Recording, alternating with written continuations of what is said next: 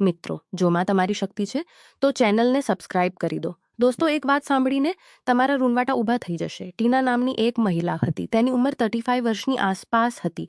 ટીના પાસે એક ઘર હતું જે તે ભાડે આપતી હતી। એક દિવસ એક 24 વર્ષનો છોકરો તેમના ઘરે આવે છે અને ટીનાને કહે છે કે તેને ભાડે રૂમ જોઈએ છે। હવે ટીના તે છોકરાને તેના ઘરમાં ભાડે રાખે છે। હવે જ્યારે 2 દિવસ પસાર થાય છે, ટીના વિચારે છે કે આ છોકરા પાસેથી એડવાન્સ ભાડું લઈએ। જ્યારે ટીના તે છોકરાના રૂમની નજીક જાય છે ત્યારે તેનો દરવાજો બંધ હતો। હવે ટીના વિચારે છે કે તેને બારીમાંથી કહી દઉં। પછી ટીના જ્યારે તે છોકરાને બારીમાંથી જોએ છે ત્યારે આ છોકરો તેના ફોનમાં ફિલ્મ જોઈ રહ્યો હતો અને કંઈક વિચિત્ર કામો પણ કરતો હતો। વિશ્વા લગભગ મિનિટ સુધી તે છોકરાને જોવે છે અને જ્યારે તે પોતાને સહન કરી શકતી નથી ત્યારે તે છોકરાના રૂમમાં જાય છે। હવે જ્યારે આ છોકરો તેની મકાન માલિકને જોવે છે ત્યારે તે દંગ રહી જાય છે। તે તેના હોશ ગુમાવી દે છે। ત્યારે વિશ્વા તેને કહે છે કે આ તે વિડીયો છે જે તમે જોઈ રહ્યા હતા। મને પણ એવો વિડીયો જોવો બહુ ગમે છે। તમે પણ મારી સાથે આ વિડીયો જોઈ શકો છો। પછી તે બંને એક જગ્યાએ બેસી જાય છે અને વિડીયોનો આનંદ માણવાનું શરૂ કરી દે છે। હવે વિશ્વાસ સહન કરી શકતી ન હતી। ત્યારબાદ ટીના તે છોકરા સાથે ખોટી હરકતો કરવા લાગે છે। હવે આ છોકરો વિશ્વાસ સાથે બંધ બાંધવા લાગે છે। પછી આ છોકરો વિશ્વાસ સાથે બંધ બાંધવા લાગે છે। તે છોકરો પ્રેમ એટલો જોરશોરથી કરે છે કે ટીનાની હાલત ખરાબ થઈ જાય હતા। આ છોકરો લગભગ 2 કલાક તેની સાથે બંધ બનાવે છે અને જ્યારે તે થાકી જાય છે ત્યારે તે ત્યાં જસુઈ જાય છે। હાલમાં બંનેનું આ કામ લગભગ 4 મહિના સુધી ચાલે છે। 4 મહિના પછી આ મહિલા જેનું નામ ટીના છે, તે આ છોકરા સાથે કંઈક એવું કરે છે જેની કોઈએ કલ્પના પણ કરી ન હતી। મિત્રો, આજે આ સાંભળીને કદાચ પણ ચોંકી જશો એટલામાં હા માટે તમે આ વિડીયોમાં અંત સુધી જોજો, કારણ કે સાથે સાથે મજા પણ કરવાના છો। જ્યારે ટીનાના નામની એક મહિલા રહેતી હતી જે લગભગ 35 વર્ષની હતી। તેના પતિનું થોડા વર્ષો પહેલા અવસાન થયું હતું। તેને એક પુત્રી છે જેની ઉંમર 17 વર્ષની આસપાસ હતી। હાલ તો ટીના પાસે ઘર છે। તે ઘરમાં 5 રૂમ છે। તેણે પોતાના રહેવા માટે 2 રૂમ રાખ્યા હતા અને 3 રૂમ હજુ ખાલી હતા। તેને આસપાસના લોકોને રૂમ ખાલી છે। જો કોઈ ભાડૂત આવે તો કૃપા કરીને મને જણાવો। મારે તે રૂમ ભાડે આપવા છે। જો કોઈ ભાડૂત આવે તો કૃપા કરીને મને જણાવો। મિત્રો, થોડા દિવસો પછી એક છોકરો દિલ્હી આવે છે અને ટીનાના ઘરે પહોંચે છે। આ છોકરાનું નામ વર્ષની આસપાસ છે। તેની ઉંમર મજબૂત વર્ષની આસપાસ છે। આ છોકરો એક મજબૂત યુવાન છોકરો હતો। તે આવીને ટીનાને કહે છે કે મારે તમારા ઘરે ભાડે રૂમ જોઈએ છે। પછી ટીના એ છોકરાને ભાડે રાખે છે। વિકાસ અગાઉથી તેને ભાડું ચૂકવે છે। હવે આ છોકરો ટીનાના ઘરે સારી રીતે રહેવા લાગ્યો। મિત્રો, એક દિવસ ટીનાને તાત્કાલિક પૈસાની જરૂર હતી। તે અહીં અને ત્યાં ફોન કરે છે પરંતુ ક્યાંયથી પૈસાની વ્યવસ્થા કરવામાં અસમર્થ રહે છે। હવે ટીના વિચારવા લાગી આ છોકરા પાસેથી થોડા રૂપિયા એડવાન્સ લઈ। મિત્રો, આ છોકરાનો રૂમ પહેલા માળે હોય છે। શું થશે એમ વિચારીને ટીના તે છોકરાના રૂમની નજીક જાય છે। તે છોકરાના રૂમની નજીક પહોંચે છે તો તેને અચાનક છોકરાના રૂમમાંથી આવતા કેટલાક વિચિત્ર અવાજો સંભળાય છે। તે વિચારવા લાગે છે કે આ વિચિત્ર અવાજ છે શું। જ્યારે વિશ્વા તે છોકરાના રૂમની બારીમાંથી જુએ છે તો આ છોકરો તેના ફોન પર ફિલ્મ જોઈ રહ્યો હતો અને તે રમી રહ્યો હતો। હવે જ્યારે ટીના તેને જુએ છે તો તે સતતબદ્ધ થઈ જાય છે। ટીના લગભગ 5 મિનિટ સુધી આ અવસ્થામાં છોકરાને જોતી રહી। પછી જ્યારે તે પોતાની જાતને સહન કરી શકી નહીં ત્યારે તે તરત જ આ છોકરાના રૂમની અંદર જુએ છે। જ્યારે વિકાસ તેની મકરમથી લાલ થઈ જાય છે પણ ટીના આવીને તેની પાસે બેસે છે અને તેને કહે છે કે તમે જે વિડીયો જોઈ રહ્યા હતા આ વિડીયો તમે મારી સાથે પણ જોઈ શકો છો। મને પણ આવા વિડીયો જોવા બહુ ગમે છે। પછી બંને એક જગ્યાએ બેસીને તે વિડીયોની મજા લેવા લાગે છે। તે વિડીયો જોઈને ટીના ખૂબ જ ઉત્સાહિત થઈ જાય છે। જ્યારે તે પોતાની જાતને રોકી શકતી નથી ત્યારે તે છોકરા સાથે અલબત્ત હરકતો કરવા લાગે છે। વિકાસ સમજે છે કે ટીના શું ઈચ્છે છે। પછી વિકાસ પણ તેની છેડતી કરવા લાગે છે। પછી બંને હવે સાથે બંધ બાંધવા માંડે છે। તે બંધી એટલી જોરશોરથી બનાવે છે કે ટીનાની હાલત ખરાબ થઈ જાય છે। ટીનાને પણ બહુ મજા આવતી હતી। ડોટાથી તે પણ વિકાસને પૂરેપૂરો સાથ આપતી હતી। હવે જ્યારે પણ ટીનાને તક મળતી ત્યારે તે આ બંધ બાંધતી। હવે એક દિવસ ટીના તેની દીકરી સાથે રાત્રે સૂતી હતી। મિત્રો, અચાનક 12 વાગ્યે ટીના તેના રૂમમાંથી બહાર નીકળીને તે છોકરાના રૂમમાં પ્રવેશ કરે છે। લગભગ 15 મિનિટ પછી તેની પુત્રી પણ તેની પ્રવેશ કરે છે। જ્યારે તેને બેડ પર તેની આંખો ખોલે છે કે તેને બેડ પર તેની માતાને ન જોઈ ત્યારે તે વિચારવા લાગે છે।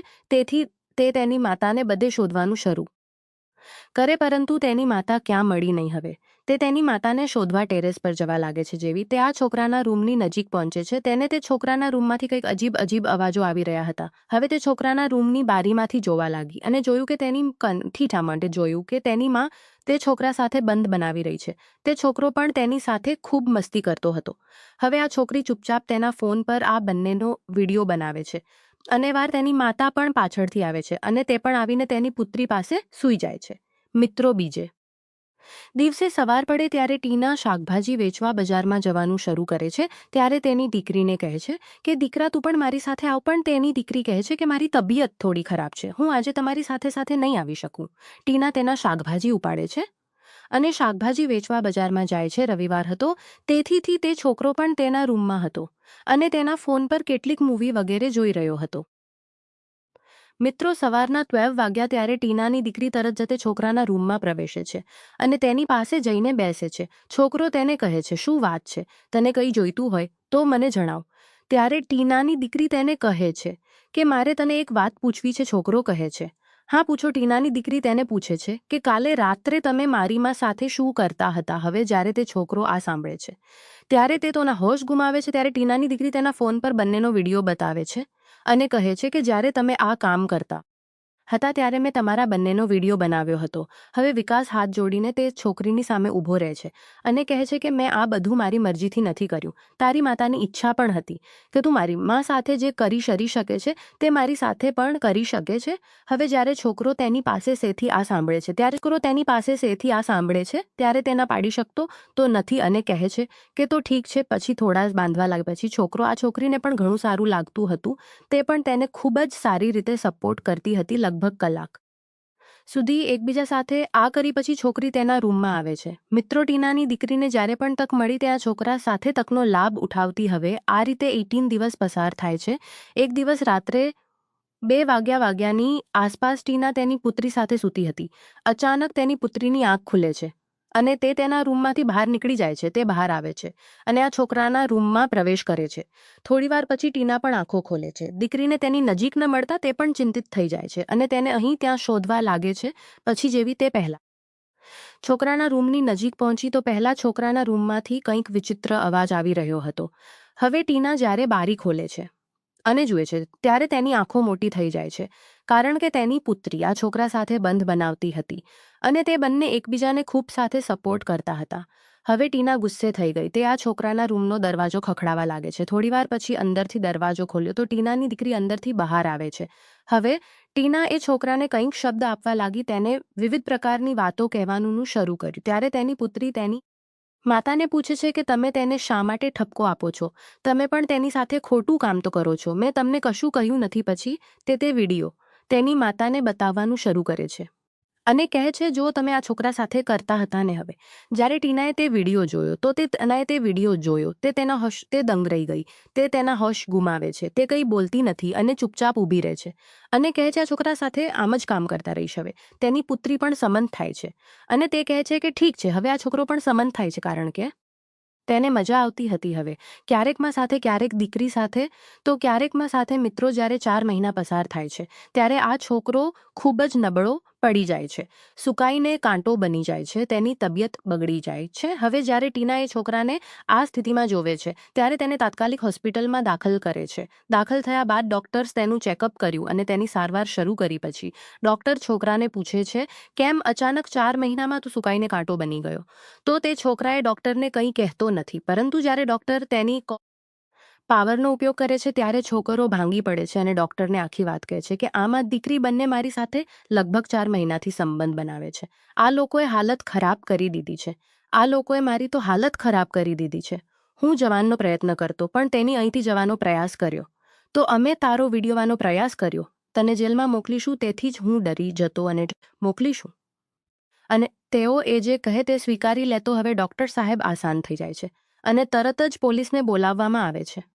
હવે પોલીસ અહીં આવે છે અને આ છોકરાનું નિવેદન લેવાનું શરૂ કરે છે. હવે છોકરાનું નિવેદન લેવાનું શરૂ કરી છે. પરંતુ હું નથી ઈચ્છતો કે તમે તેમને સજા કરો. મારું જીવન બરબાદ થઈ ગયું છે. તમે તેને સજા કરો. મારું જીવન બરબાદ થઈ ગયું છે. હું ઈચ્છું છું તમે તેને છોડી દો. હવે પોલીસ ટીનાને કહે છે કે જાઓ અને આ છોકરાને પણ જવા દે. પછી ટીના પોલીસને કહે છે કે સાહેબ, હું તેને આ રીતે કેવી રીતે જવા દઉં? આ છોકરાનું બાળક મારી દીકરીના ઘરમાં ઉછળી રહ્યું છે. તે 4 મહિનાની ગર્ભવતી છે. હવે હું તેને કોની સાથે લગ્ન કરીશ? હું તે 4 મહિનાની ઘર લઈ જઈશ. હું ઈચ્છું છું કે આ છોકરો મારી દીકરી સાથે લગ્ન કરે. હવે હું પણ એમના જીવનમાંથી દૂર ચાલી જઈશ. મારી જમીન મિલકત છે તે આ બધું આ છોકરાના નામે થઈ જશે. પોલીસ સમજે છે અને કહે છે કે ઠીક છે. પછી આ છોકરાએ ટીનાની દીકરી સાથે લગ્ન કર્યા. હવે બંને પોતાનું જીવન જીવવા લાગે છે. દોસ્તો, આ સ્ટોરી બનાવવાનો હેતુ કોઈને દુઃખ પહોંચાડવાનો નથી, પરંતુ તમને જાગૃત અને સજાગ કરવાનો છે. ધન્યવાદ દોસ્તો સ્ટોરી સાંભળવા માટે.